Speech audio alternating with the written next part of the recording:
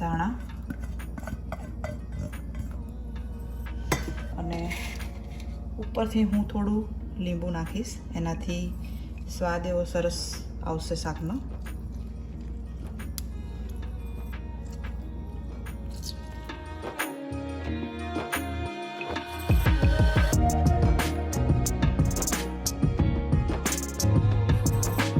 તો આજે આપણે બનાવીશું કાળા ચણાનું શાક. તો કાળા ચણા મેં સવારે જ પલાળી લીધેલા હતા અને અત્યારે સીટી પડાવી દીધી છે. બસ આ જેમ કે તમે જોઈ શકો છો, અને આવી રીતે દબાઈને જોઈ લેવાનું. આટલા દબાઈ જાય છે એનો મતલબ એ થઈ ગયું છે. હવે એક કઢાઈમાં આપણે તેલ લઈ લીધું છે. તેલ ગરમ થઈ જાય એટલે 1 ચમચી જીરું, 1 તજપત્તું,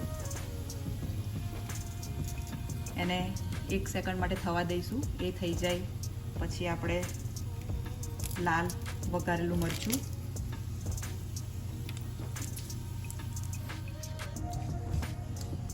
જીરું અને લાલ મરચું સતળાઈ ગયું છે. પછી મેં કાંદા ચોપ કરેલા હતા, 1 કાંદો, એને આપણે પહેલાં કાંદો વઘારમાં નાખીશું અને એને 2 મિનિટ જેવું થવા દઈશું. કાંદા લાલ થઈ જાય ત્યાં સુધી થવા દઈશું. કાંદા અધકચરા સતળાઈ જાય પછી આપણે આદુ લસણની પેસ્ટ નાખીશું. એનાથી ટેસ્ટ સારો એવો આવશે. આદુ લસણની પેસ્ટ સાથે એને મિક્સ કરી લઈશું.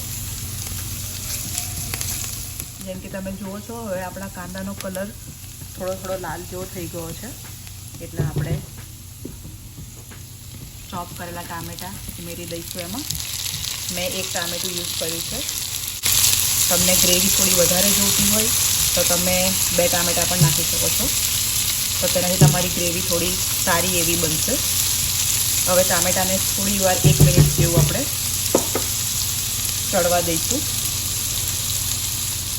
ટામેટાને આપણે 1 મિનિટ જેવું થવા દીધું છે.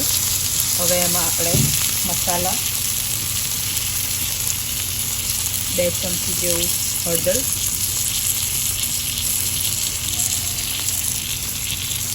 કાશ્મીરી લાલ મરચું તમને જોઈએ એ પ્રમાણે તમે ઓછું વધતું કરી શકો છો. તમને કેટલી તીખાશ જોઈએ છે એના પર છે. 1.5 ચમચી ધાણા જીરું પાવડર અને 1/2 ચમચી ગરમ મસાલો. હવે બધા મસાલાને આપણે મિક્સ કરી લઈશું. અને મસાલા નાખ્યા પછી આપણે થોડી વાર એને ઢાંકી દઈશું, તો બધા જ મસાલા ટામેટા કાંદા સાથે મિક્સ થઈ જાય અને એનો સ્વાદ અંદર આવી જાય.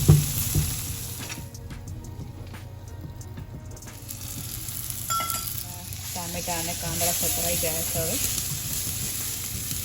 તો એમાં આપણે ઉમેરી દઈશું આપણા બાફેલા કાળા ચણા.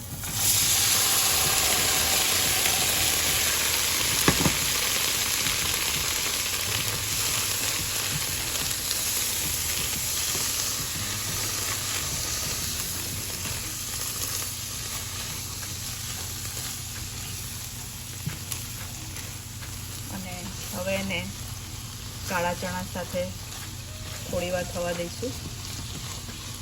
હું પાછું થોડી વાર માટે ઢાંકી દઈશ, 2-3 મિનિટ માટે. હવે થઈ ગયા છે. એટલે ગ્રેવી માટે મેં ચણા જ્યારે બાફ્યા હતા એ ટાઈમે પાણી સાઈડ પર કાઢી રાખેલું હતું. એ જ પાણી હું પાછું ઉમેરું છું એટલે એનો ટેસ્ટ અંદર આવી જાય.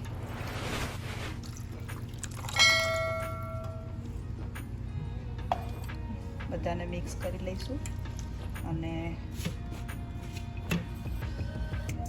સ્વાદ પ્રમાણે મીઠું એડ કરી દઈશું.